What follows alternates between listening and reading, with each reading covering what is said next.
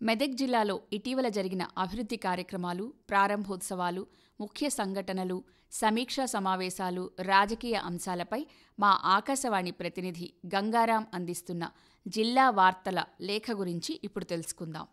ఉపరాష్ట్రపతి జగదీప్ ధన్కడ్ జిల్లాలో పర్యటించారు. సేంద్రియ సేద్యం చేపట్టి దేశ పురోగతికి దోహదం చేయాలని రైతులకు పిలుపునిచ్చారు. మెదక్ జిల్లా కౌడిపల్లి మండలం తునికి గ్రామంలో సేంద్రియ ప్రకృతి సమ్మేళనానికి ఉపరాష్ట్రపతి హాజరయ్యారు.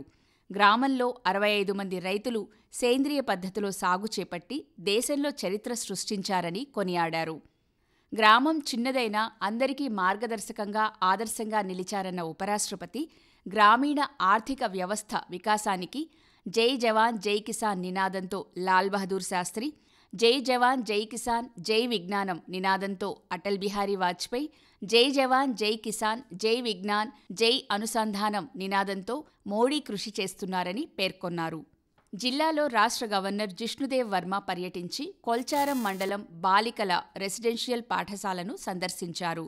పాఠశాలలో జూనియర్ కళాశాల విద్యార్థులతో ఏర్పాటు చేసిన ముఖాముఖి చర్చా కార్యక్రమంలో గవర్నర్ పాల్గొన్నారు. విద్యార్థినుల విభిన్న సంస్కృతి సంప్రదాయ నృత్య ప్రదర్శనలు చూసి వారిని అభినందించారు. క్రీడలలో విద్యార్థినులు రాణించాలని, రాష్ట్రానికి మంచి పేరు తీసుకురావాలని అన్నారు. ఆసియా ఖండంలోని అతిపెద్ద ప్రాచీన చర్చ్ 100 ఏళ్ల విజయోత్సవాల్లో రాష్ట్ర ముఖ్యమంత్రి యనుమల రేవంత్ రెడ్డి పాల్గొన్నారు. క్రిస్మస్ వేడుకలకు హాజరైన ముఖ్యమంత్రి చర్చిలో ప్రత్యేక ప్రార్థనలు చేశారు. మెదక్ చర్చిలో 29 కోట్ల రూపాయలకు పైగా వ్యయంతో చేపట్టిన అభివృద్ధి పనులకు శంకుస్థాపన చేశారు. జిల్లాలోని 7 పాయలలో కూడా ముఖ్యమంత్రి ప్రత్యేక పూజలు నిర్వహించి అమ్మవారికి పట్టు వస్త్రాలు సమర్పించారు. 750 కోట్ల రూపాయల వ్యయంతో చేపట్టిన పలు అభివృద్ధి కార్యక్రమాలకు ఆయన శంకుస్థాపన చేశారు. జిల్లాలో దివ్యాంగులకు ప్రత్యేక వైద్య శిబిరాన్ని నిర్వహించారు. అనుభవజ్ఞులైన వైద్యాధికారులతో ఉచిత వైద్య పరీక్షలు నిర్వహించారు.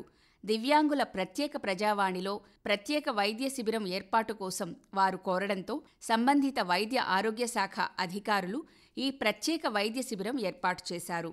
దివ్యాంగుల ఆరోగ్య పరిరక్షణపై శ్రద్ధ తీసుకుంటున్నట్లు అధికారులు చెప్పారు. కాగా జిల్లాలో పారామెడికల్ నర్సింగ్ స్కూల్లో ట్రాన్స్జెండర్ క్లినిక్ కూడా అందుబాటులోకి వచ్చింది. రాష్ట్ర ప్రభుత్వం ఏర్పడి ఏడాది పూర్తయిన సందర్భంగా మెదక్ జిల్లాలో ఉత్సవాలు వైభవంగా జరిగాయి.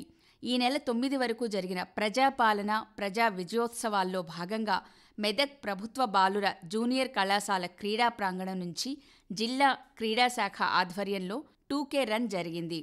విద్యా దినోత్సవంలో భాగంగా 21 మండలాల్లో విద్యార్థులకు పోటీలు నిర్వహించారు. అమ్మ ఆదర్శ కమిటీల ద్వారా జిల్లాలో 562 పాఠశాలల్లో 20 కోట్ల రూపాయలతో మౌలిక క్రీడా వసతులు ఏర్పాటు చేశారు. జిల్లాలో గ్రూప్ 2 పరీక్షలు ప్రశాంతంగా ముగిశాయి. జిల్లాలో 16 పరీక్షా కేంద్రాల్లో 2800 మందికి పైగా అభ్యర్థులు హాజరయ్యారు.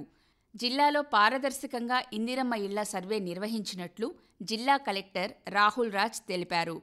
అర్హులైన లబ్ధిదారులకు ఇందిరమ్మ ఇండ్లు అందించేలా సర్వేను క్షేత్రస్థాయిలో పర్యవేక్షించారు. ఇందిరమ్మ ఇళ్ల కోసం దరఖాస్తు చేసుకున్న దరఖాస్తుదారుల స్థితిగతులపై ఇందిరమ్మ ఇళ్ల యాప్ వినియోగిస్తూ చేస్తున్న క్షేత్రస్థాయి సర్వే ప్రక్రియను కలెక్టర్ పర్యవేక్షించారు. దరఖాస్తుదారులు సంబంధిత పత్రాలు ముందస్తుగా అందుబాటులో పెట్టుకుని సర్వే వేగంగా జరిగేలా సహకరించాలని కోరారు. సర్వే కోసం భూమి యాజమాన్య పత్రం అత్యంత ముఖ్యమైనదని, సొంత ఇంటికి స్థలం కూడా ఉంటే దానికి సంబంధించిన పత్రాలు, తెల్ల రేషన్ కార్డు లాంటి పత్రాలను పరిశీలిస్తున్నట్లు చెప్పారు. మెదక్ జిల్లాలో అన్ని శాఖల సహకారంతో జీవన నైపుణ్యాలపై శిక్షణా కార్యక్రమం జరిగింది.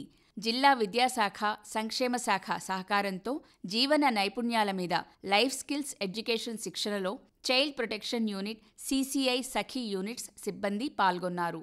ఈ శిక్షణా తరగతులకు జిల్లా పరిధిలోని పలు పాఠశాలల నుంచి ఉపాధ్యాయులు సహా 36 మంది పాల్గొన్నారు.